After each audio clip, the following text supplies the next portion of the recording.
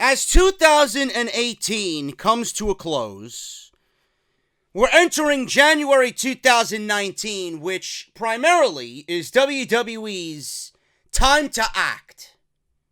Meaning that all the bullshit that we've seen on television, all the god-awful, tragic episodes of Monday Night Raw that are now in the record books, we get into January and we start getting that sense of importance on WWE television, or at least I hope so. With these people, you never fucking know. Everybody that's watching this product gets excited around this time of the year because we are headed towards the Royal Rumble. The Royal Rumble, outside of WrestleMania, and yes, I'm including SummerSlam. I'm not a big fan of SummerSlam, or at least I have not been in the last recent years.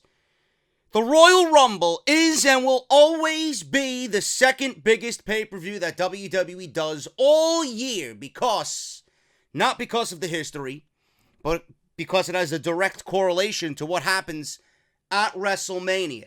One cannot exist without the other. The Royal Rumble, being that it's the second biggest pay-per-view of the year, you would think WWE has plans for it already. The card would be fleshed out. The WWE has a solid idea of who they want to win both the men's and the women's Royal Rumble. But alas, none of that is actually in the cards as of this weekend. In typical WWE fashion, they have no plans, concrete, for the Royal Rumble, and the entire show still remains undecided. We're in a new era, folks. The more things change, the more they stay the same. Or in this case, the more they don't change, the more they stay the same. This is pathetic. This is pathetic. I don't know how a business operates, and this directly is attributed to Vince McMahon being there. You know, there was a report by Dave Meltzer saying that Vince McMahon cannot run the WWE and the XFL at the same fucking time. He needs to start stepping away and delegating power to everybody else around him. There's not enough hours in the day for Vince McMahon to run both WWE and the XFL to produce top quality content at the same time, especially when the XFL is going to be right in the middle of WrestleMania season in 2020. It's not going to happen. So you better get used to it, and you better start setting your team up for success now. I don't want to hear about, how Vince McMahon's doing this and that on Raw and SmackDown and making plans for WrestleMania. Then he wants to show up sitting in the fucking luxury boxes with Oliver Luck. I don't want to hear any of that. Triple H, or a combination of Triple H and Shane, I want to hear, are running the WWE ship. I don't want anything to do with Vince McMahon by the time the XFL is off and running, having their first kickoff. I don't want to see it. I don't want to hear it. That's disgraceful. That is disgraceful. That is a man who is absolutely, unknowing to himself, a cancer to the company. He is a cancer to the company. But I could talk about that at another date. We all know that. That's common sense. The man continues to make changes on Monday Night Raw. The man continues to go against his creative team. He continues to book the shows and rewrite the shows at the last minute. We all know that. But the Royal Rumble is still undecided. We're going to decide the Royal Rumble for them today. Now, we all know WWE has a ton of moving parts. It's like the inside of a fucking Rolex watch, the WWE creative team and the creative decisions that they make. Now, it looks like, what could have been an issue recently when a Royal Rumble match was announced, that, for example, Becky Lynch and Asuka, that was announced and then automatically pulled off the card because of WWE's unknowing what was going on. They made plans on Raw. They overturned everything with the new era, and things got mixed up clearly, or they just didn't fucking care, or they might have thought that people wouldn't notice, but Becky Lynch and Asuka was announced to the Royal Rumble on WWE Main Event, which was shown on Hulu. Scott Stanford made the announcement of that match, and then WWE backtracks because it doesn't coincide with what they said on Raw and SmackDown just days before, with Shane McMahon calling the rematch clause antiquated. So it really wouldn't have made sense if Becky Lynch got a rematch against Asuka after he came out saying that the rematch clauses or the rematches for championships are antiquated. It's done. So they went back and had Paige come out on social media and say, well, I tried to make one more match as general manager before I lost power, and they nixed that idea. It's a no-go. So I give them at least credit for coming out and doing that with Paige. They righted that ship early. Becky Lynch does not belong in a women's championship match with Asuka. She belongs in the Royal Rumble, winning the Royal Rumble. Now, that goes to show you Vince McMahon how he constantly changes his mind. Dave Meltzer explained what went on behind the Asuka-Becky Lynch match at the Royal Rumble pay-per-view and why it was called off after it was announced during a Wrestling Observer Live episode. Apparently, WWE is still reworking the Royal Rumble card, but nobody knows what that means. He says, and I quote, so they're going to do meetings this week and come up with a Royal Rumble card. The Royal Rumble card isn't already decided yet? I don't understand. It's January 1st.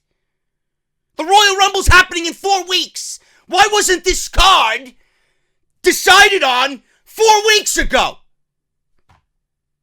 You should have had concrete plans for the Royal Rumble coming out of TLC. This is how a company operates? I don't understand this.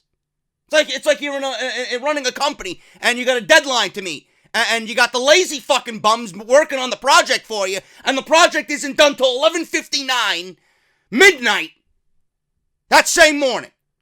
And then they go wake up on 4 hours of sleep. Here you go, boss. Here's the project we're working on. And then you got to make a presentation in front of 50 fucking idiots. That's WWE creative. I don't understand this. What is going on behind closed doors? What is going on that is so important right now that you can't give me a Royal Rumble card? I don't get it. You're taping these shows early. You should have the people who work for your creative team working on their own time when they can find time to do so in the middle of the holidays, coming up with ideas. Yes, no, it's not that fucking difficult. It's not that difficult. They're doing meetings this week to come up with a Royal Rumble card. Dave Meltzer continues to say, and I quote, originally, the Asuka-Becky Lynch match was happening. But then Vince decided that he wanted to revamp the card, and when they taped Main Event, it was going to air later in the week. At the time, the plan was to announce the match with Asuka and Becky Lynch on Tuesday SmackDown Live, but during that interim period, Vince decided to change his mind, so they never announced that match on SmackDown Live. Not saying that the match won't happen, but it was definitely off when that show came on, end quote. Nobody's blaming Vince McMahon for the announcement that he made. New era, new matches, fresh matchups, new talent. The power is in the hands of the people, right? And then Shane McMahon on that same show, in a segment with AOPP and Drake Maverick, said the rematch clause is going away. It's antiquated. But Vince still wanted Asuka versus Becky Lynch? Asuka beat Becky Lynch for the title at TLC. Now, in old WWE, or I guess the old era, Becky Lynch would have gotten a rematch because she wasn't pinned, or they would have made up some lame excuse to give Becky Lynch a rematch. Now, you could do the rematch. You could do the rematch on SmackDown Live if you want, but not at the Rumble. You could play into the factor of Charlotte Flair being jealous that Becky's getting the rematch and she's not, because she has every right to be angry as well, because Ronda fucked them both out of it. You could do it at SmackDown Live during the road to the Royal Rumble, and that's that. And in the meantime, you could build someone else up as a number one contender for Asuka. Maybe like a Sonya Deville or a Mandy Rose.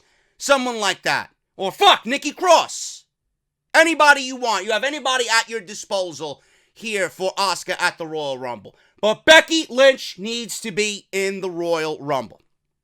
They could do that. But I don't understand how Vince wanted this match, then changed his mind. Why did he change his mind? Because he has other plans in mind for Becky Lynch that he came to his senses on? Or did he not listen to what Shane McMahon, his own son, said on Monday Night Raw? And then again on SmackDown Live. It's like this company has just, in general, the whole company has fucking dementia. They don't know what they say one week, and then they go and do something else. Now, essentially, they accidentally announced something that Vince had already changed his mind on, and Paige had to take the fall on her way out as SmackDown Live general manager. So, of course, they got to blame it on Paige. Meanwhile, we all know it's the old man. The fact is, as Meltzer said, WWE doesn't even have their Rumble card, in general, laid out in stone yet. It looks like this was another instance of miscommunication in WWE. At this point, it shouldn't be any big surprise. Still, it was puzzling to think that the WWE would announce Asuka versus Becky Lynch during an episode of Main Event. But wilder things have happened in this company before. If this is a sign of Vince McMahon's new era, it certainly feels like more of the same from the old era in 2019. This will never be a new era as long as Vince McMahon is still in charge. 100%. I would even take Vince McMahon in charge at 75%. As long as someone else is in there, this company desperately, and I mean desperately, needs new faces, new management, someone new in charge to run this show, bring forth some new ideas. We cannot go into WWE 2019 with the same old tired ideas from Vince McMahon. The Royal Rumble card right now is self-explanatory. Men's Royal Rumble, Women's Royal Rumble. That's the reason, the sole reason, why we're watching this 5-hour show on January 27th. Okay? Nothing else. You can make everything else look a lot prettier, but there's no other selling point for the Royal Rumble. This is why WWE skimps on building towards the Royal Rumble, because we're all going to watch the Rumble for the Rumble. You know, the 30 men, the 30 women, the countdown, the surprises, the intrigue, who comes out of what number. Are there going to be any special surprises? Who's going to get called up from NXT? Is Kenny Omega going to be there? You know, the same old shit that we hear every fucking year. But that doesn't mean WWE can't have fun with the undercard of the Royal Rumble. The Royal Rumble undercard usually has one great match that surprises everybody, but the undercard of the Royal Rumble should be the easiest thing to flesh out. It should be the most fun aspect of the entire Royal Rumble card. You could give opportunities to people that don't necessarily get an opportunity. We already have Brock Lesnar defending the Universal Championship against Braun Strowman. Your Universal title match is already fleshed out. There. There's no surprises there. Right? And by the way, I've got to get this out of the way, speaking of Brock Lesnar. There was some report here, it's staring me right in the face in my notes.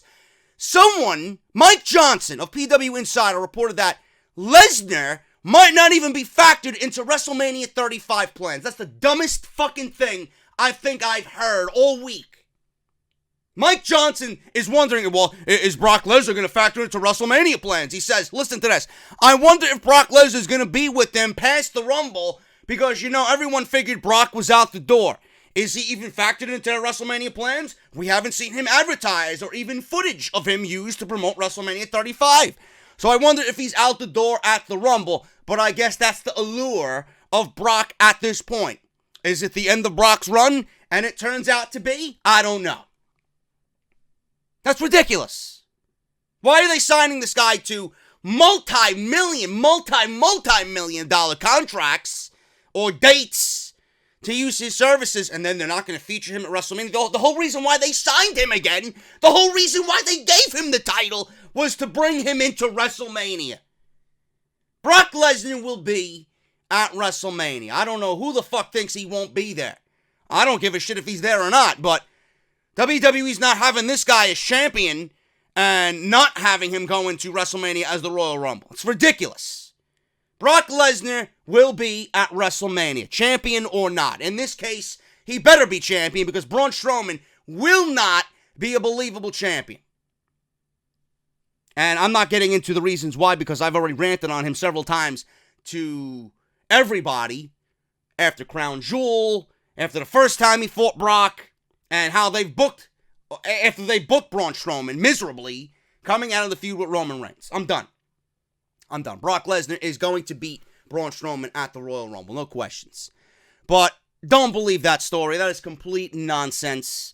But as far as the Royal Rumble card goes, we got Brock and Braun Strowman for the Universal Championship. Daniel Bryan versus Mustafa Ali for the WWE Championship. There's no one else. There's no one else to fight Daniel Bryan. And you can't do AJ Styles. AJ Styles lost clean. So the rematch clauses are gone. They're antiquated. The only way AJ gets a title shot, whether it be Daniel Bryan or Brock Lesnar, depending on who he wants, is to go into the Royal Rumble.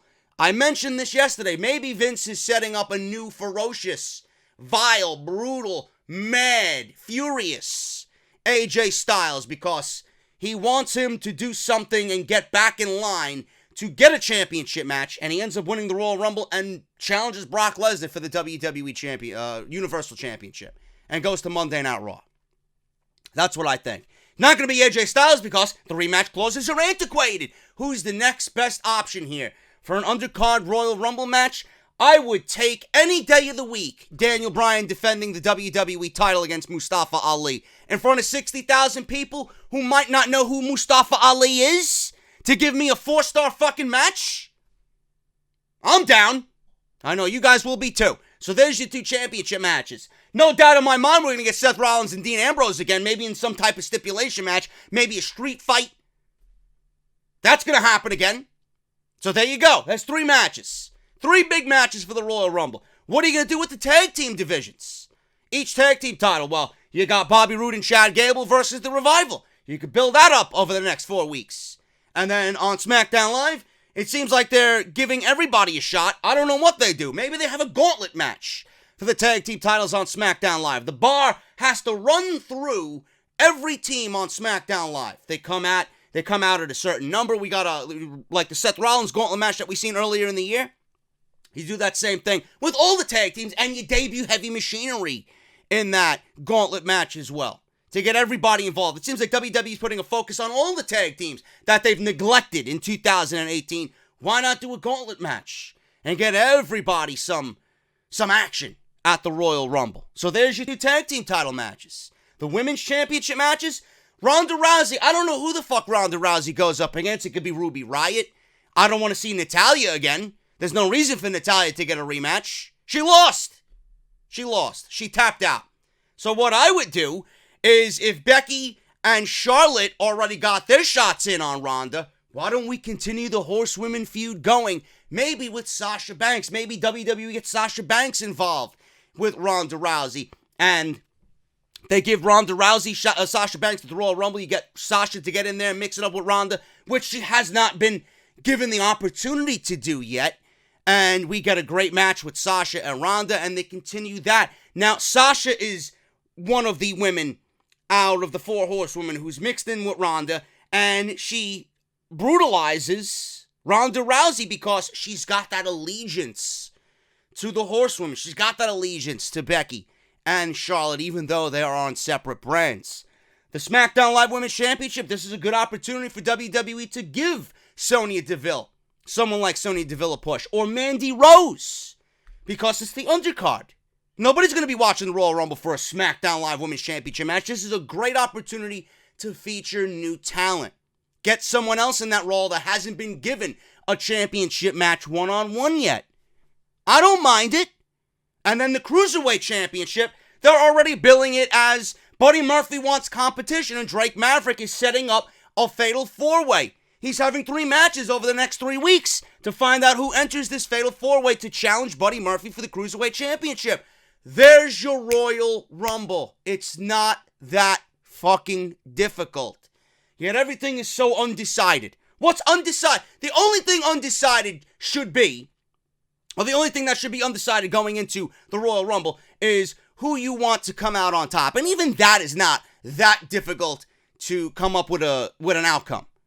You know, I know they want to get everything right for WrestleMania, but some of these things, the writing's on the wall. Some of these things are self-explanatory. Who wins the Women's Royal Rumble? Whether you want to do Charlotte and Becky winning in the same way Lex Luger and Bret Hart won in 1994, you could do that. Or you want Becky winning it on her own, you could do that. Right? And you got AJ Styles possibly winning the Royal Rumble, Seth Rollins possibly winning the Royal Rumble, you got Drew McIntyre possibly winning the Royal Rumble for the men. You got some options. It's what you want to have happen at WrestleMania. It's not that difficult, people. So when I hear shit like, oh, the Royal Rumble card isn't even set out yet. We got one match set out, and that was due to a technicality based on storylines for Brock Lesnar and Braun Strowman. It's ridiculous.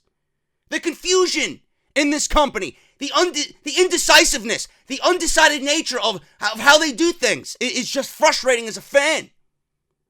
They treat it like they're coming up for the cure, you know, for cancer. It's not that difficult. You're booking a wrestling show. Get with the fucking program. But this is what happens when you have a demented 74-year-old CEO and Vince McMahon running the entire fucking show. One day he wants something, the next day he wants something different. Come on, people. Get on the same page. The Rumble card should be already fleshed out for 2019. No excuses. No excuses. Off the Script, episode 254. This is part number 2. I am coming at you with a ton of news today. Plus, what I got lined up today. Vince McMahon reportedly eyeing a push for Mandy Rose. We just mentioned Mandy Rose possibly being an opponent for Asuka at the Royal Rumble. That could be on its way, coming to SmackDown Live. Zack Ryder reacts to not having one match on Monday Night Raw this year. And someone slipped into the comment section of this very tweet, trying to coax him out and bring him on board to be elite. We'll talk about it. Also, WWE may have dropped a huge storyline for Lars Sullivan already. All this plus so much more on Off the Script 254, part number 2. Right after the intro, I'll be right back. Off this shitty fucking product by coming on here and speaking the fucking goddamn truth about this fucking filth. And I can book a better show taking a fucking dump after eating my fucking Chipotle chorizo with extra cheese. I don't give a fuck what anybody has to say. Have I ever? Of course not. WWE is great, man. Fuck you, Japan, and Kenny Omega, Okada. Johnny!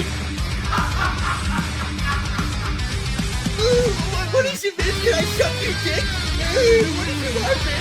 And this is the #1 fucking podcast right here on YouTube.com.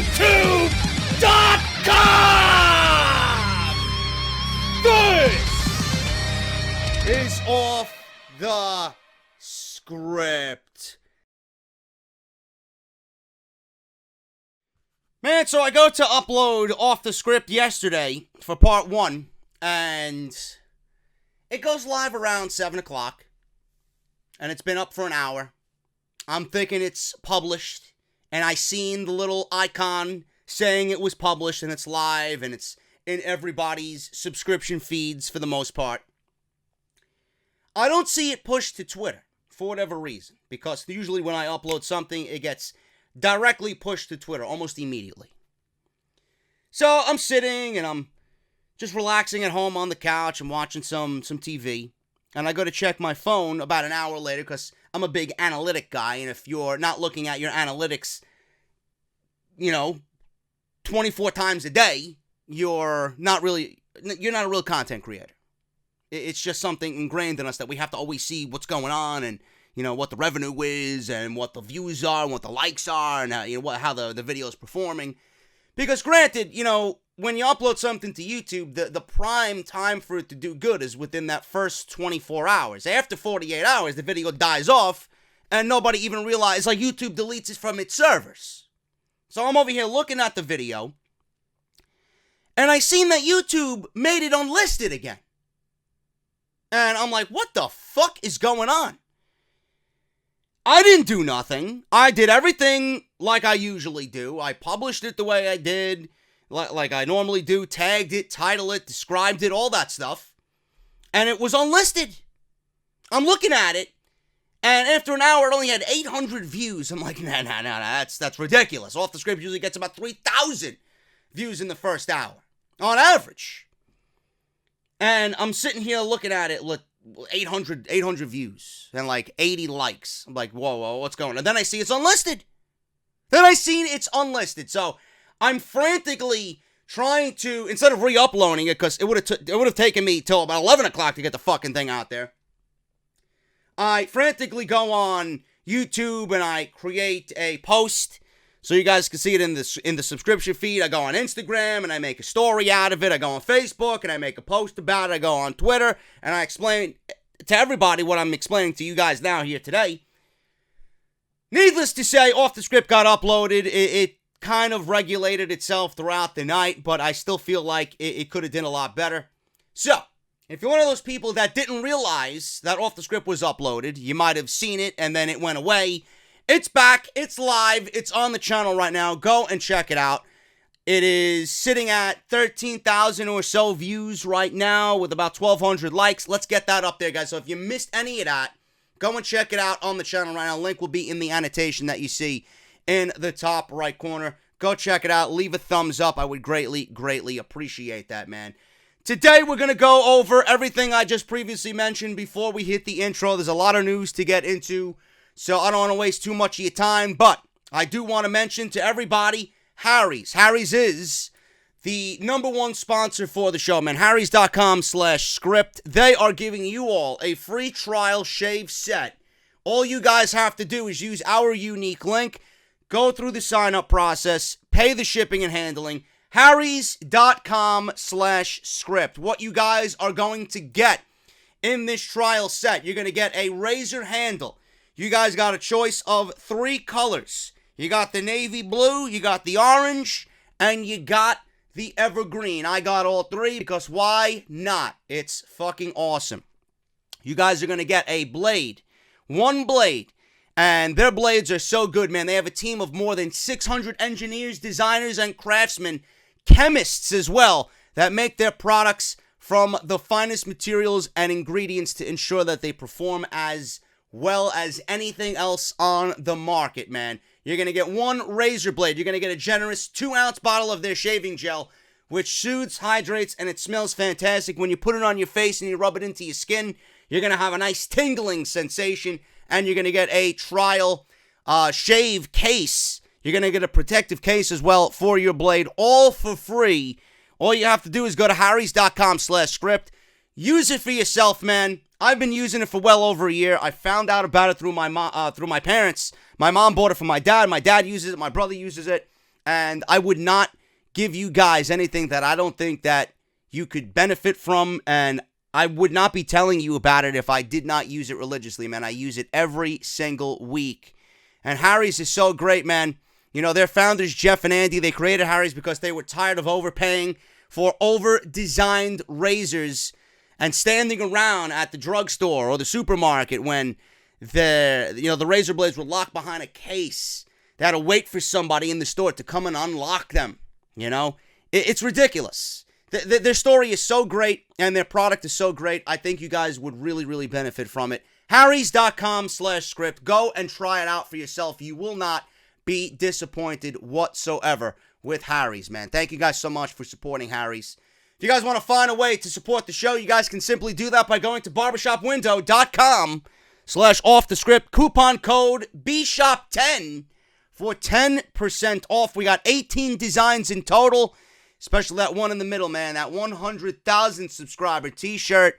You guys can get that exclusively on barbershopwindow.com/offthescript. There's 18 designs, like I said, in total. These are the best design t-shirts in the podcast game, man. No question. barbershopwindow.com/offthescript. Use that code BSHOP10 to save some money on every single order on Barbershop Window. Follow me on social media, man. You guys know the deal with that. JD from NY206 on Twitter. Instagram, the same thing. If you guys want to follow me on Twitch, I'm usually streaming Call of Duty and having fun with my guys on there. JD from New York. It's not NY. New York is actually spelled out. JD from NY, or New York rather. Subscribe, hit that subscribe button and that bell. Turn on that bell for all notifications. And if you guys want to support the podcast through Patreon, patreon.com/JD from NY206. It's completely optional. It's the only way to get exclusive content not available on YouTube. Coming this weekend, I'm going to be doing my top 5 Rumble finishes of all time, starting with number 5. I'm going to count down every single week up until the Royal Rumble. Going to start with number 5 this weekend. Plus, I got my beer vlog already filmed. Not really completely happy with it because of the sound, because I need a microphone for my camera. But the visuals came out great. The vlog itself came out great. I'm just a little iffy on the sound, but I'm going to edit that for you guys as well this weekend. Patreon.com/JD from NY206. Man, thank you guys so much for all the support right here on the podcast. Let's get into the news, man. We got a ton of it, and I'm going to start off with the WWE, Vince McMahon, mainly, eyeing on pushing Mandy Rose in a big way in 2019. Now, I've said this time and time and time again. WWE has the most talented roster, in-ring talent, that the company has seen in its history right now going on into the new year. Plenty of people come in from the WWE Performance Center. A lot of those people come in from the indie wrestling world with a ton of experience already, ready to go. They just need some fine-tuning and some molding to become the next big thing in WWE. WWE has had other ways to find new superstars as well, like Tough Enough. Velveteen Dream, Patrick Clark, came from Tough Enough. Mandy Rose came from Tough Enough. The Wrestling Observer newsletter reports that Vince McMahon has his eye on Mandy Rose in a big way. The plan is to turn her into a superstar in the women's division on Tuesday nights. This could be why she's been seen popping up in so many spots as of late. The idea is said to have the same intention as Lana's push with her big introduction and theatrics many months ago. It didn't work for Lana before changing her back to working with her husband Rusev, which is Lana's best role in WWE. There wasn't a lot of in-ring talent there, and Lana and her best role is standing by Rusev's side. For that matter, this gimmick also didn't work for Eva Marie, and it didn't work for Emma or Emelina when she was in WWE as well. Either way, you should probably be expecting to see much more of Mandy Rose in the upcoming months, as Vince McMahon is said to have his eye on her for one reason or another, but in this reason, it's to give her a major push in 2019. I mean, you could be blind and realize that this was coming. And I don't want to make it all about looks because she's blonde and she has the body type that Vince McMahon is known to push to the fucking moon. But I'm going to say one thing. Emelina was a failure. And WWE tried too hard with Emma, not knowing what they had in Emma to begin with. They tried to turn her into something she didn't want to do. Emma is not, Emma is beautiful in her own way. And she does the provocative photos on Instagram and on Twitter, and she's beautiful in her own right. She'll give you a bikini shot. You could take a look at Emma and know that she's a very, very attractive woman. Okay, you don't need to try so hard and bring out that beauty when it's already there, and people think she's beautiful already. NXT booked Emma perfectly. Emma wanted to wrestle. She was beautiful doing it. And she knew what the fuck she was doing. Simple as that. There's no reason to try so hard with Emma when all the talent was there already. You didn't need to bring anything out of her. It was that she was very outspoken, and for whatever reason, WWE officials didn't really take a liking to her. And I mentioned this months ago. If WWE is going to give Emma another shot, I think it's going to be Triple H that brings Emma back in because he knows that they fucked up with her on the main roster. I could see Emma being a comeback story in WWE, coming back for the Mae Young Classic. I could see them doing that just like they did everybody else that came back that's been away from the company for so long in the Mae Young Classic. I could see that going to Emma, whether it's in 2020, whether it's 2019. I don't know when her Ring of Honor contract is up, but I could see WWE eventually giving her another shot in WWE. Emelina was a failure. And Emma was ready to go. It's just WWE never embraced her for whatever reason. Eva Marie is an absolute fucking disgrace to all that is women's professional wrestling. The woman had an IQ, it looked like, she had an IQ of a box of crayons. She was eye candy and nothing more. Right? She had the big tits, and she had the nice ass, and she had the red hair, and it was just, oh, look at me, I'm hot, and that's all I am. She had absolutely no wrestling ability. Then WWE took her off TV, put her in NXT, had her train with Brian Kendrick, and that went nowhere. Then they put her on TV, and they gave her a gimmick, which actually worked for her, but it was fucking terrible. And we all knew that WWE was dancing around the fucking issue of, this woman can't wrestle. So we're going to put her on TV anyway, and give you a storyline of her not wanting to wrestle and finding different excuses for her not to wrestle. That's not what I really want to see as part of the evolution of women's wrestling. Someone getting in the ring and then finding an excuse, whether her top breaks, or she has an incident where she's got to cover up, or she slips on the ring apron and twists her ankle. Whatever the fuck they did with Eva Marie. That was god-awful. Yeah, it worked for Eva Marie because she really can't wrestle. It was one of those weird instances where, yeah, it worked because it's real life, but that's not what we want out of the women's division, especially now. I can't see that happening now. And then there were fucking Ryan Satin of all fucking people. Yeah, leave it to him to fucking say, yeah, I can't wait for you to come back. I would love to see you back in the WWE. What a fucking idiot. My God, can you suck any more cock? Who the fuck in their right mind would interview Eva Marie and shoot out the words from their mouth? Yeah, I'd love to see you back in the WWE. Really?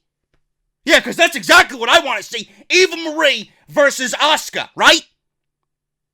When we got Ronda Rousey and Becky Lynch and Charlotte just taking the women's evolution to a completely new level. Yeah, you want to see Eva Marie back in the WWE.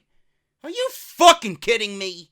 My goodness, how that man even functions having a fuck. Who the fuck listens to that garbage? Jesus Christ.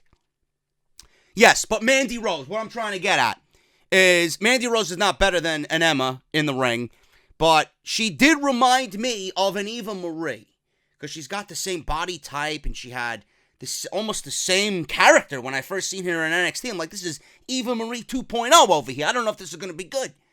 But she shut me up.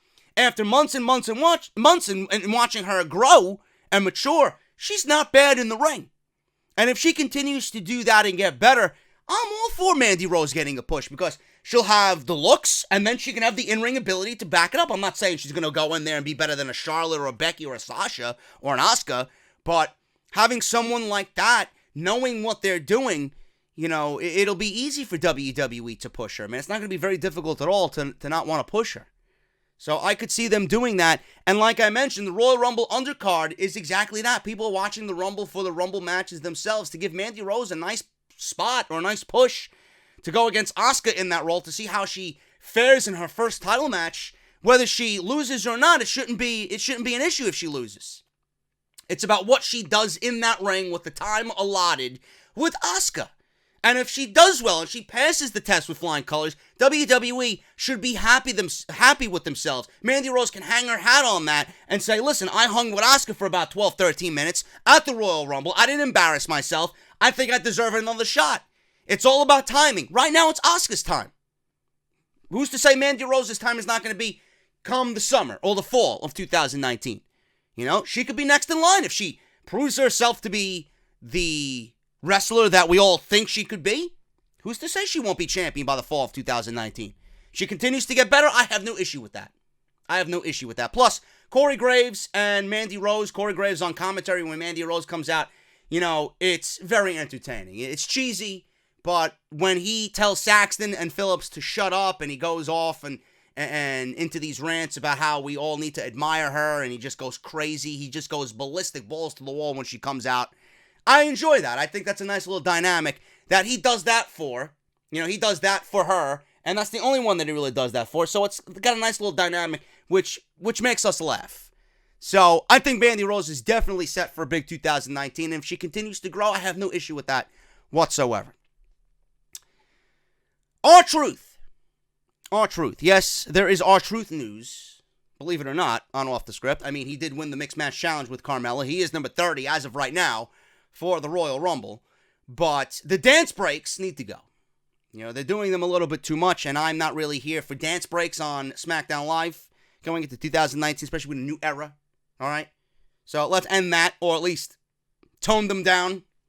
But WWE could be trying to force R-Truth and a push for R-Truth a little too much. Sometimes a WWE superstar can break out and organically connect with the audience in a big way without WWE having to do anything. Carmella was paired with R-Truth, and they won the Mixed Match Challenge for Season 2.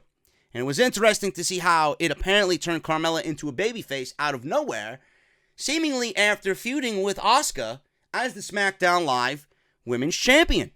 All right, she lost that championship to Charlotte at SummerSlam in a triple threat match with Becky Lynch, and then out of nowhere, she just paired R-Truth, or she was paired with R-Truth, rather, and then they just seemingly just forgot that she was a heel just weeks before. So that's when the 7-second dance break started to take over on SmackDown Live. And now this is something that Vince McMahon clearly likes, because if it's done and it's done over and over and over and over again, clearly that's coming from a directive of Vince McMahon. Now, Dave Meltzer noted on Wrestling Observer Radio that WWE seems to be intentionally pushing R-Truth at this point, which might not be the best tactic to take. After winning the Mixed Match Challenge, the two now have great Royal Rumble spots as number 30 entries in their respective Royal Rumble, and more comedy is certainly on the way at WWE headquarters, because they won a vacation by winning the Mixed Match Challenge, and R-Truth, per storyline, in a comedy skit saying that, no, they're not going to Rome, no, they're not going to France, they're not going to Portugal, they're going to WWE headquarters in Stamford, Connecticut. Now, WWE forcing R-Truth's push might not have been the best way to go about things. Dave Meltzer says, and I quote, I think that R-Truth, I think they're trying to force it a little bit.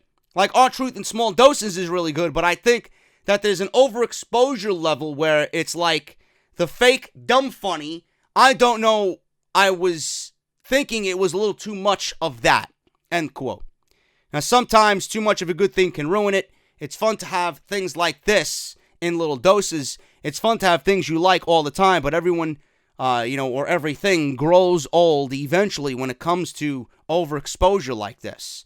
Hopefully, WWE will be able to find balance with R-Truth and Carmella's act before it starts drawing heat, because fans are simply tired of the dancing for 7 seconds. You might say, well, it's only 7 seconds, but yeah, if it's done every fucking week, people are going to get tired of it. Nobody wants to see the same thing every fucking week. What if we seen Tommaso Ciampa every fucking week? What if we seen Johnny Gargano or Aleister Black? What if we seen Velveteen Dream every fucking week? Would you care about them the same? I wouldn't. That's why we're so high on these guys, because they're there in small doses every other week, every 2 weeks. WWE with NXT, they never featured their world champion every fucking week. Finn Balor was there every 2 weeks. Nakamura was there every 2 weeks. You don't need to overexpose these guys. A nice rotation of guys is the way to go. That's what I said when SmackDown Live, took on Almas and Bryan and Joe and Orton and Mysterio. They got so much top talent on the show. You don't need to feature everybody every week for 2 hours. It's a 2-hour show every week.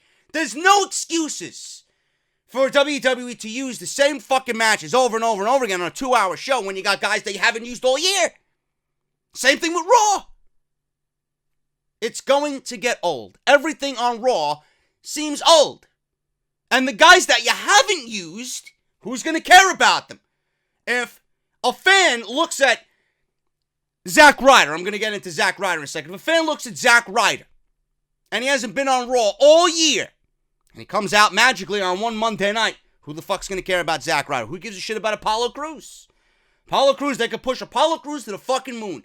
But if WWE has kept him silent for 12 months, and all of a sudden they want to push him because they have no choice but to push him because of injuries, who's going to care?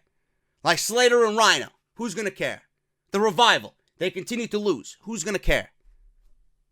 They need to start treating their talent the right way. Yes, overexposure is going to kill R-Truth if they continue to do the same shtick every fucking time. I'd love to see, a little comedy is okay, but it's all comedy with certain guys. A little comedy is okay. I am not against a little comedy on WWE, but some guys are just all comedy all the time. There's got to be something within R-Truth where he gets a little serious. I would like to see mostly comedy from R-Truth, but I would like to see maybe 60%, 65% comedy and 35% seriousness. It's got to be some way to balance that out so you get a little mixture of both. You can't do comedy all the time. People are going to get old of it. They're going to get tired of it. It's not going to become funny. When R-Truth came out and started doing all the shit, it was entertaining. When he did the Truth TV, that shit was funny. I legitimately enjoyed that stuff. Now, it's 2 months since that happened, and I don't enjoy it anymore. I don't enjoy the act. I don't enjoy the shtick, 7-second dance break anymore. It's just old. It is old now because it's been every single week or every other fucking week. Every time we see them, it's the same shit. You gotta mix it up a little bit. I don't think R-Truth is gonna be number 30 in the Royal Rumble. They'll probably book something where he comes in the Royal Rumble at number 1 or trades his spot to somebody else, $1 Million Man style. Or maybe he falls asleep during the Royal Rumble and out at number 30 comes nobody. Not like WWE's treated number 30 as a big deal anyway for the last couple of years. But R-Truth is not coming out at number 30. And if he does, he's getting eliminated in 3 seconds. He ain't being in there for, any extended period of time. Speaking of period of time, it's been 1 year. Exactly 1 year for Zack Ryder not having a match on Monday Night Raw. Zack Ryder is a former Intercontinental Champion, but he hasn't been on Raw during the entirety of 2018 and actually had a match. This could be concerning for some, but Ryder might just be turning this into his gimmick while using the hashtag #AlwaysReady, always with a Z, not an S, and hashtag #StillHere hashtags. Ryder seemed optimistic. After all, that's the way you need to be in WWE as you wait for your next shot. Ryder's been waiting for his next shot since he's won the Intercontinental Championship and then lost it to The Miz almost immediately.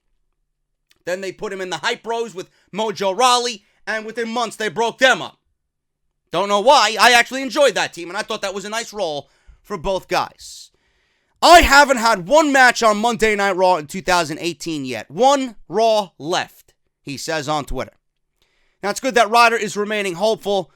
We do only have one Raw left, and I don't think, if you guys seen the spoilers, that Ryder was on the show at all. Now, WWE can sometimes be a difficult place to work. It could also be a difficult show to watch if you're a fan, especially if that push just doesn't seem like it's coming. Zack Ryder has been at it for over a decade, and there's a reason why he's still around. He just might have to wait for his next big break, or continue to wait for his next big break.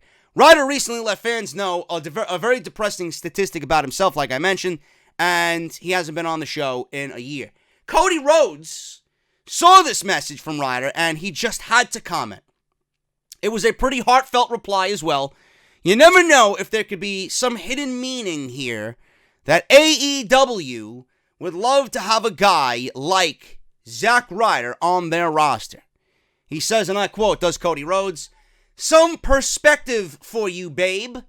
Several years ago, the biggest star in the world, in MSG, The Rock, was standing in the ring, and the crowd was chanting, 'We want Ryder.' Whatever you do now, do it without fear. I mean, Pam went and did that Pratt Institute thing. It's that do it without fear line that's sticking out with everybody who read Cody Rhodes' reply to Zack Ryder. I don't know what's going on, and I don't know when Zack Ryder's contract is up, but if anybody should explore other options besides WWE, it's Zack Ryder. I understand. Zack Ryder, believe it or not, is only 32 fucking years old. He's 32 years old. He was a young individual when he signed with the WWE. But Zack Ryder is only in the WWE because it's a childhood dream of his to be in the WWE, whether you're not being used or or you are being used. Zack Ryder is fulfilling a dream in WWE. Sometimes dreams just don't work out the way that you had envisioned them to. You know? And Zack Ryder needs to take a fucking chance on himself if he wants to wrestle, if he knows he could fucking wrestle, if he wants to go in there and create his own legacy instead of waiting and fucking catering, waiting for a big break to come that certainly, if it hasn't come yet, will never fucking come. Zack Ryder should be the one guy in this company to listen to. Yeah, the power is in the people. New faces, new matchups, things are going to change, new era, blah, blah, blah, blah, blah, blah, blah. He should be the first one to see through everyone's bullshit. If they haven't pushed him already, then he needs to take a chance on himself. Walk away. Do a Neville.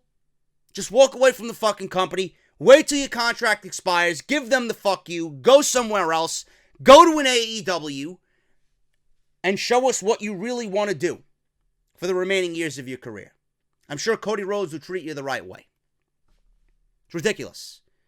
And WWE, this is why WWE has so much fucking talent, and we complain that they're not being used. There's no reason why Zack Ryder should not be used. There's no reason why Zack Ryder and Mojo Rawley should have even been split up. Be honest with you. That was a great role for both guys. Zack Ryder wasn't doing much of anything. He fed off Mojo nice. Mojo's not doing anything. They pushed Mojo for about 3 weeks with No Way Jose. Remember that shit during the middle of the summer? Yeah, I don't either. But they pushed Mojo, and then all of a sudden, he was the flavor of the month and gone. Where is he now? He's another one complaining on social media. Why don't you get these guys back together? Common ground there. They're not being used. Book them together. Get the Hype Bros back. I know it's not a tag team that everybody's desiring to see, but it's doing something with two guys working off each other or feeding off each other that could benefit from being a team. God knows Monday Night Raw's tag team division needs another solid team. And they could get over with the fans if they tell their story the right way. You know? I don't understand this lack of talent being used. And Zack Ryder is definitely at the forefront of that. He needs to go to the indies and make a name for himself. Fuck the dream.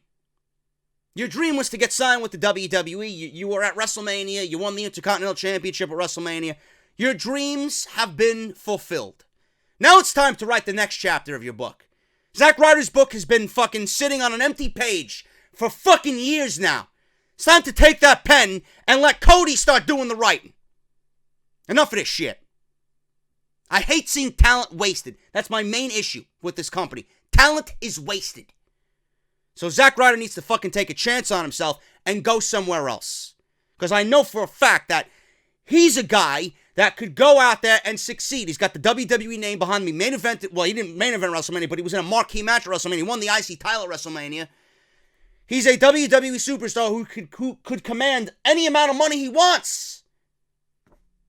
You got to do it for yourself, man. Enough sitting on your ass. Stop being complacent. Stop being complacent. Because you're signed with the WWE, that's not going to get you anywhere in life. It's not. I don't know how anybody could sit there and be happy and content with their life. Yeah, I love the WWE. It's been my lifelong dream, but I'm not being used. For 3 years now, not being used. What are you waiting for? What are you waiting for? Something's got to click in 2019 to get this guy to go somewhere else and start wrestling. WWE certainly don't care about him, because if they did, he'd be on television. Let's do it. WWE may have dropped a huge storyline already for Lars Sullivan. Lars Sullivan's going to be a major threat in WWE. He's going to be the next big monster, preferably, in my opinion, on SmackDown Live. Looks like he will be a freak, no matter what brand he ends up on. With WWE's new era, Sullivan now being a part of such a big class of call-ups, seems that WWE dropped Sullivan's angle. WWE had set up an angle where both Raw and SmackDown Live would be bargaining for Sullivan and trying to win him over. It looks like with Vince McMahon's announcement, that angle is now out the window. The storyline telling everybody Sullivan is a free agent is not being pushed anymore. Instead, they just cut to a promo package of all incoming call-ups. This is disappointing for Sullivan, and he actually deleted an angry tweet about going from a standout call-out to just one of 6. So we'll just have to wait and see whether WWE will be able to make good use of everyone on their way up. that's not really a good sign for Lars Sullivan. There's no doubt in my mind that Lars Sullivan's going to get pushed in a big way on WWE, but that's kind of demoralizing for Lars Sullivan. I don't really blame him. I'm glad he deleted the tweet. You shouldn't really make that kind of shit public to the WWE when they monitor everybody's social media accounts. So, it's not the first time he tweeted something and then deleted it either. But it's demoralizing. Like, they were pushing you as the sole new up-and-coming monster, and then all of a sudden, they don't do that, and they integrate your video package that they've shown, or that they have shown for four weeks now, and they just take that same video package and insert it into a mixture of the entire 6, highlighting you with the rest of the 5 call-ups that are coming up. That's a little fucked up. Now, I don't think that means that Lars Sullivan's not getting pushed. He is definitely, in my honest opinion, I think he's definitely one of the guys that's going to be successful out of the 6 call-ups. If I was to choose one that I think is going to be successful, I honestly see either Nikki Cross or Lacey Evans being a success in that call-up outside of Lars Sullivan. We got to see what happens with Lars Sullivan. But Nikki Cross, I have high hopes. I should not have high hopes for anybody in WWE, but I have high hopes for Nikki Cross. I think her gimmick and her being so different compared to everybody else is going to get over in a big way on the WWE roster. I truly believe that. Lacey Evans, like I mentioned when we first called her up, or when we first talked about it, she's tall, she's blonde, and she's got that military background. I'm sure WWE is going to love all those aspects about Lacey Evans. So I don't know how long it's going to take for her to get a major role on WWE television, but it's definitely going to happen with Lacey Evans too. And she's not that bad in the ring. Not really up to standard for me on what I want to see because of what's happening right now. But she'll get there. She's still relatively green if you ask me. But Nikki Cross, Lars Sullivan, and Lacey Evans probably going to be standouts. I hope for the best with EC3. I hope for the best, certainly, more so than anybody else in that 6, for Tucker and Otis of Heavy Machinery, man. They have to do something with those guys. They are a fun team to watch, and they could be really fun if they give them the opportunity to go on SmackDown Live. But Lars Sullivan having this huge soul storyline just pushed to the side and ultimately deleted to be included with the 6, it's a little fucked up. That does not mean that Lars Sullivan's not going to get pushed. So we'll see what happens, man. But I'm excited to see Lars on the main roster. I want to see what they do with him. And I hope to God that they have plans for all these individuals and they just didn't call them up and are hanging their hat on, well, yeah, it's new faces, there you go. And have nothing planned for any of them. That's what I don't want. But that's what I think is going to happen anyway. Moving on with the rest of the show, man. We got a few other stories regarding the women's tag team titles. I got news on SmackDown Live's crowd reaction. We're going to shift things to SmackDown Live.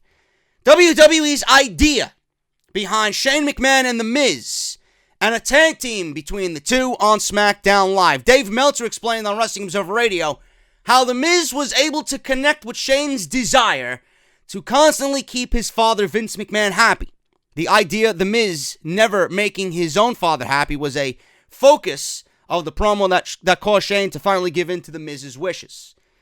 Dave Meltzer says, and I quote, the psychology of that is that they didn't even spell this out on the announcers or anything. I don't know if you're supposed to figure it out or not, but the idea is that Shane, how Shane does all this crazy stuff, so Vince will be proud of him, and Vince just never shows it. So it's like The Miz was basically saying everything, and Shane was saying, God, I relate to this. And he actually did say that he related to it. It wasn't really spelled out well enough, though, but that was the idea. Perhaps WWE would have been wiser to drive home this storyline point. However, they might not approach it and just leave it for the viewers to figure it out. After all, WWE might not want too much focus to be brought to the fact that Vince McMahon's son wants nothing more than his father's approval, which he has yet to receive in real life. So if Vince is writing this storyline or approving this storyline, so that probably has to do with Vince not wanting that point of the story to be told. Because they don't want it to be correlating to anything in real life with the McMahons. They're probably just leaving it to the fans to figure it out on their own. But are the fans smart enough to figure it out on their own? I don't know. It was a feel-good moment, don't get me wrong, but, I'm not even thinking about that. I was not even thinking about that. I'm thinking of all the good tag teams that they have on SmackDown Live, they're going to put a priority on The Miz and Shane McMahon being a fucking tag team on SmackDown Live. A division that has the Usos, the New Day, the Bar, Heavy Machinery, Sanity, and the Club. I mean, that's a solid group of fucking teams there. And then you're going to operate and put a priority on Shane McMahon and the fucking Miz? You gotta be fucking kidding me. Now, as long as the Miz is kept away from Daniel Bryan, I'm fine with that. It's gonna be interesting to see. I don't really care about this at all. This storyline tells me that whatever they did at Crown Jewel with the trophy is a complete waste of fucking time. Because with the new era, Shane is not turning heel anymore. He could still turn heel on the Miz. It could lead to a WrestleMania match. Not something that I am genuinely interested in either. But for now, it's taken a back seat. So whatever happened in November is now wiped away for the time being. It was meant to be irrelevant. That's what I don't like. That's the one thing I don't like about this. How they treated something with such great prestige that ultimately meant nothing to begin with, meant nothing in the end. And they treated Dolph Ziggler like a fucking joke. They treated Dolph Ziggler like a joke. So, and everybody else in that tournament like a fucking joke. It's like everybody in that tournament wasted everybody's fucking time. You know? But I don't really like this idea of them being a tag team. I'm going to give it a chance. Maybe they could get over. I don't know what they do as far as the a tag team goes. I hope they don't win the fucking titles. I can't really tell you. I can't really tell you. But that's all I could say on that. I don't think they're going to... You know, what I got from this storyline is that, you know, The Miz was just trying to be sympathetic and he wanted to be accepted. You know, he feels like Shane wasn't accepting him and he had to go into his personal vault and I guess tell Shane something very heartfelt to a point where Shane was just so cold and not opening himself up to The Miz that would, I guess, humanize Shane McMahon and bring him down a couple of notches. And that's exactly what the Miz did, set out to do, and he accomplished. You know, I didn't really relate this to Shane not being accepted by his father or doing all this stuff to be accepted by his father. I didn't think about all that. But I thought it was just a good, heartfelt, you know, holiday angle in the spirit of Christmas that they did it when they did it for the sake of Christmas. I don't have anything else to say on it. It's not really something that's going to be carrying SmackDown Live. This is maybe this is definitely a third or a fourth major angle on SmackDown Live. Just something to keep The Miz on television in somewhat of a decent role. And obviously they got to include Shane McMahon because he's now overseeing SmackDown Live and this new era is underway. But out of the Becky, Charlotte, Ronda stuff, you know, Asuka now is taking the priority on SmackDown Live. Everybody's going to have a microscope on Asuka. Daniel Bryan and his heel turn. What's going to happen with him? You know, this is an easy fourth best thing on SmackDown Live. Nobody's going to be really paying attention to what Shane McMahon and The Miz are doing. And neither am I. But I just hope they don't take this and overblow it and make an embarrassment out of the tag team division when in fact they should be building up the tag team division. Hopefully they don't get crazy with this particular team and do something outlandish where they win the tag team championships.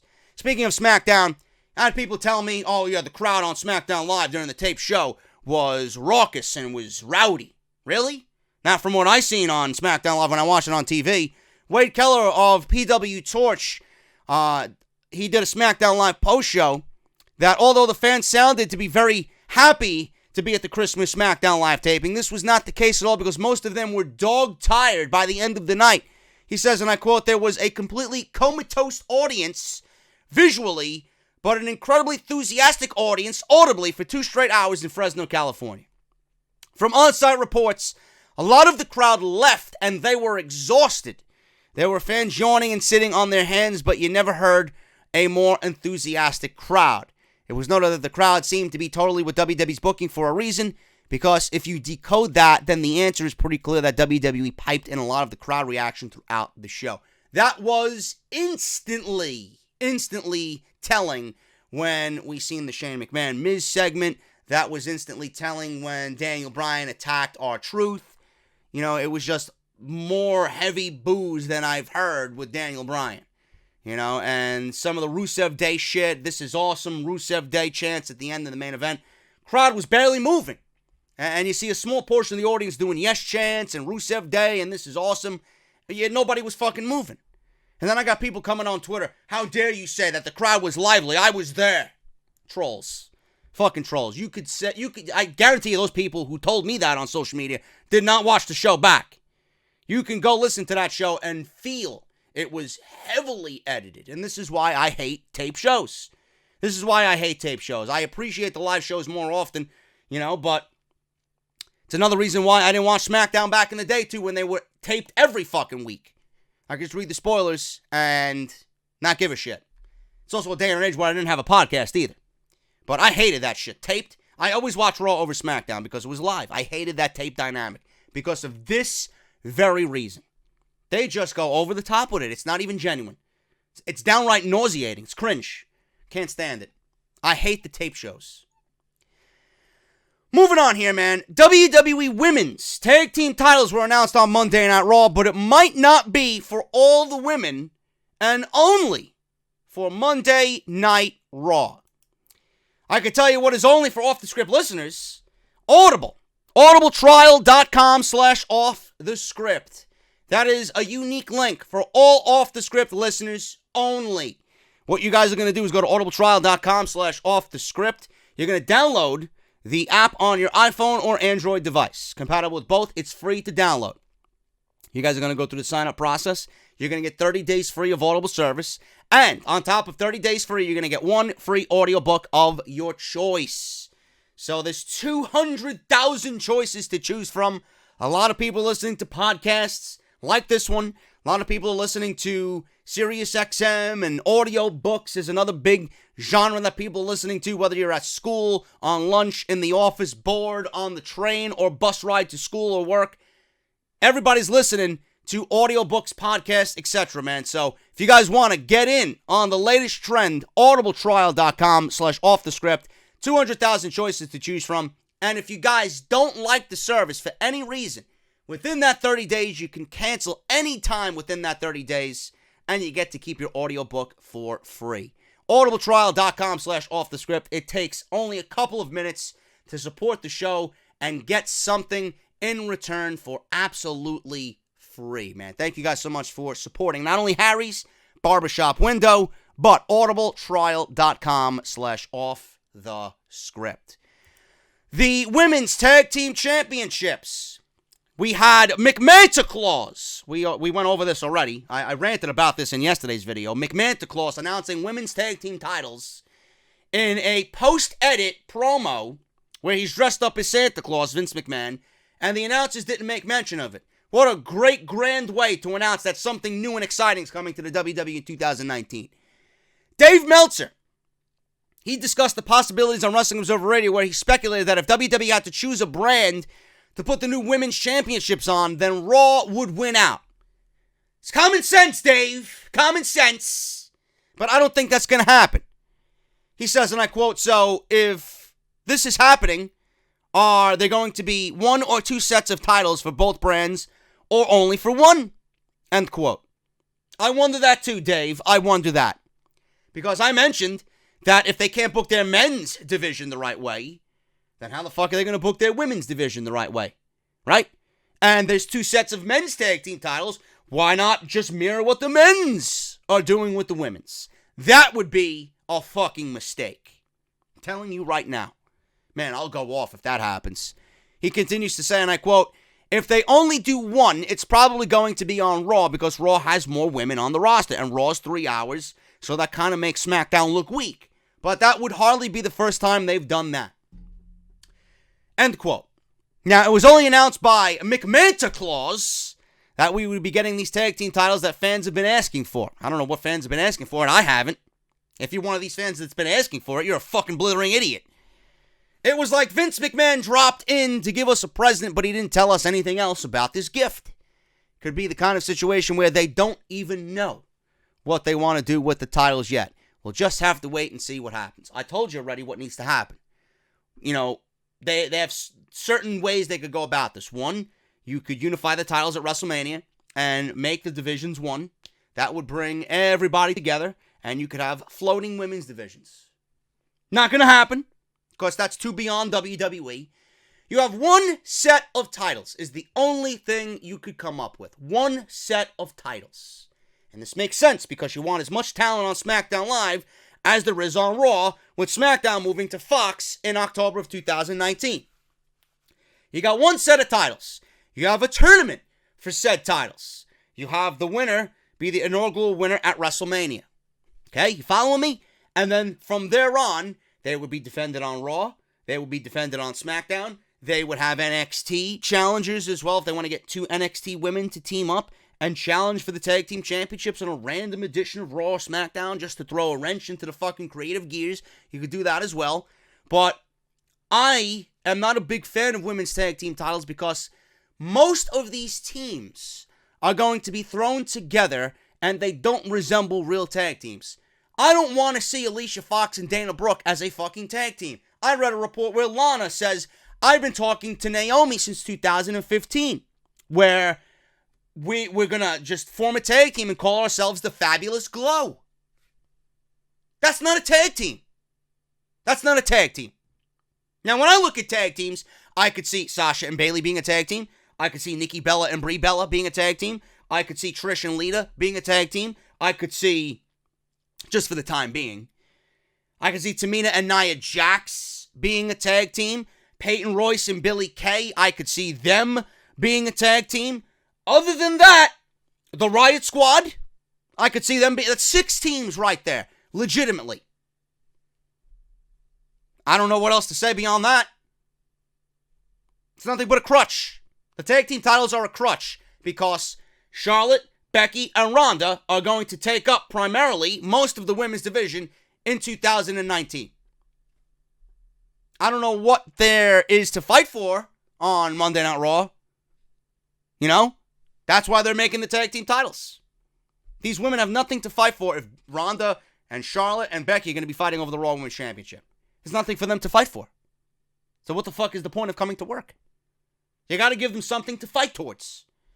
But the division either needs to be merged or the titles need to be one set of titles where they rotate from Raw to SmackDown to NXT. That is the only way to go about it. If WWE is stupid enough to develop tag team titles for Raw and SmackDown, this thing will be a fucking failure before you even utter the words tag team titles. That is the only thing I do not want to see. I don't want to see them for one brand. I don't want to see them come up with 2 sets of titles. It needs to be one set of titles revolving between all 3 brands. And like everything else, they haven't thought out a goddamn thing in regards to this. Simple as that. I don't know what they do. It's going to be very interesting to see when further announcements are made on these tag team titles. Now, speaking of unifying Raw and SmackDown, the women's divisions, Dave Meltzer was talking about possibly unifying Raw or SmackDown in the new era. Dave Meltzer noted on Wrestling Observer Radio that WWE has the option to end the brand split at this point, but they won't. So no matter how good of an idea it might be to have fewer championship titles in WWE, they still won't do it. He says, and I quote, "They won't do it. It kind of screws up your house show touring. They could do anything they want. It really doesn't matter. There's no reason now to do it. I don't think you need the U.S. titles and the Intercontinental titles on both shows. If you have one champion, one women's champion, I could see them doing either of those." I mentioned that. Not a world champion. I honestly would have one women's championship, and I would have one women's tag team championship, and I would have one men's tag team championship. That's it. That is it. I don't see the need for 2 women's championships. Single. I don't see the need for 2 tag team championships. I have been saying this since June of 2016. There is no tag teams on Monday Night Raw. Let's merge these divisions together. You could still operate under a brand split. If you have those divisions unified, you could still have the U.S. title on SmackDown, the Intercontinental title on Raw, the Universal title on Raw, the WWE title on SmackDown. You could still operate underneath that. I don't mind there being 2 world championships. I don't mind being each brand getting their own mid-card title, but 2 tag team titles, 2 women's titles, 2 tag team titles for the women, it's overkill. It's overkill. Then you got Cruiserweight Championship that you can add and focus on and put that on the shows too. There's too many titles. These divisions don't have enough as far as roster goes to operate under 2 tag team titles, 2 tag team titles, 2 women's titles. There's not enough. There's not enough. If you merge together, you get more fresh matchups, more new faces, more creativity. And the divisions would mean more to the fans. The titles would instantly become a little bit more prestigious. And then you can operate with having a main priority women's title feud, and then everybody else could gather around and you could legitimize the tag team titles. Same thing with the men. There's 6 tag teams on SmackDown Live. How many are on Monday Night Raw? You got Roode and Gable. I still don't even consider them a fucking tag team. You got AOP and you got the Revival. Great. Great. That's 3 teams right there. If you mix them in with SmackDown Live, that makes 9 teams. You got 10 teams if you add the Ascension, 11 teams if you want to add Slater and Rhino. That's a nice division. Feature tag team matches on Monday Night Raw. Feature tag team matches on SmackDown Live. Have a revolving door. You don't need to feature everybody every single week. We could see the Usos versus the Revival on Monday Night Raw. Fresh matchup. You could see the Revival versus Heavy Machinery. Fresh matchup. You could see Sanity versus Roode and Gable. Fresh matchup. On SmackDown Live, you could see the New Day versus the Revival, if you want. Or the Bar could go over to Monday Night Raw. Challenge Roode and Gable. You don't need 2 titles for each brand. It's ridiculous. They want to focus on new matchups and new faces and give the fans the power, right? This is the first thing that I would do. I hope if Charlotte and Ronda are both going to be challenging for, I wish they would come up with a solution to unify the titles at WrestleMania. I really would. I wish that there would be a title unification at WrestleMania. I wish Charlotte would go into the Elimination Chamber and beat Asuka, and she would end up being a co-winner for the Royal Rumble with Becky Lynch, win the SmackDown Live Women's Championship in the Elimination Chamber, and go into WrestleMania as SmackDown Live Champion. Ronda's the Raw Champion. Unify the fucking titles. Simple. That would be the absolute best thing for the divisions. Everybody from Raw is on SmackDown and vice versa. Same thing with the tag team divisions. I can't stress this enough. That's the way I would do it. But it was noted by Dave Meltzer. It was noted that WWE could go with 1 world champion between brands, which Meltzer said was a good idea. I think Universal title and main and WWE champion on both brands is fine the way it is. But even though WWE could also do the same with 1 women's championship, it's likely that they won't. However, as we previously mentioned, the women's tag team titles might not float from brand to brand, and they only may be for the Raw women. Now, Fox is spending a lot of money on SmackDown Live in October next year, so they might not want to share superstars who are also on the USA Network, which is Universal NBC owned. Either way, it doesn't appear the brand split is going to be any kind of result in this new era in WWE. It needs to be. It doesn't need to be fully, but it needs to be at least with what I mentioned here on the podcast. WWE's taking steam off of Drew McIntyre's push. Drew McIntyre, reported by Brian Alvarez, his push has been derailed. It's gone cold, but it could reflect WWE's future plans to kick the heat back up in January. This month is for Finn. Next month is for Drew. No months are for Dolph Ziggler, says Brian Alvarez. That's probably 100% accurate. Drew McIntyre's push is coming. He was placed on the official Raw graphic when Roman Reigns was taken off, so that's pretty notable and something that they had to decide on. His big rise to the top will probably just have to wait until the Royal Rumble. I think Drew McIntyre is going to have a major Royal Rumble. I see him having many, many eliminations in the Royal Rumble. He could eventually win the Royal Rumble, and everything that we're talking about him being cooled off could be thrown out the window.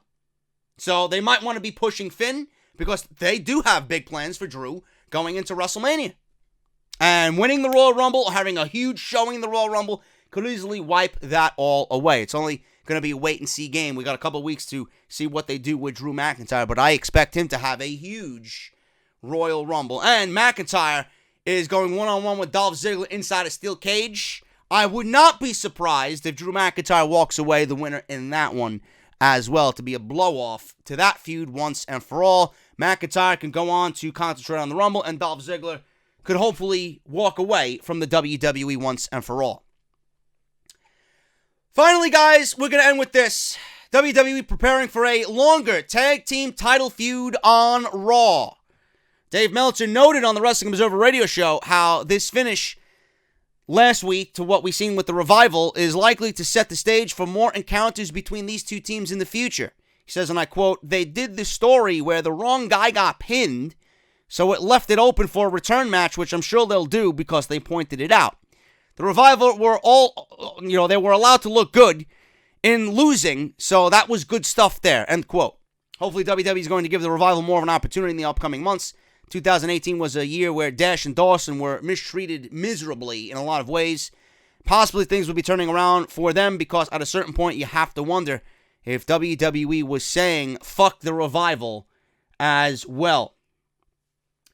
Now, it did leave the door open. They did mention the rematch clause being antiquated, but there was an opening there for the feud to continue because they booked it nicely.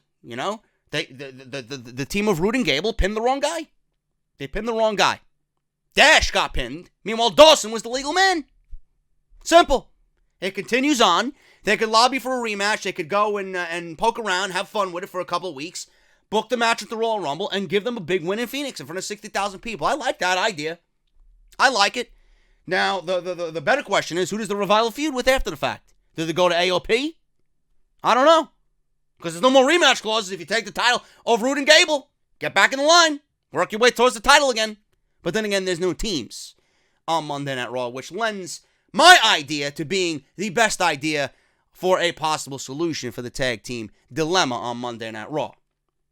Simple as that. But the Revival, I'm pretty sure, I think I'm confident enough in the Revival to finally become Raw Tag Team Champions in 2019. I'm getting out of here, guys. Thank you so very much for everything. There is legitimately no more news unless something major breaks for tomorrow, so this might be it for the weekend here on Off the Script as we close out 2018.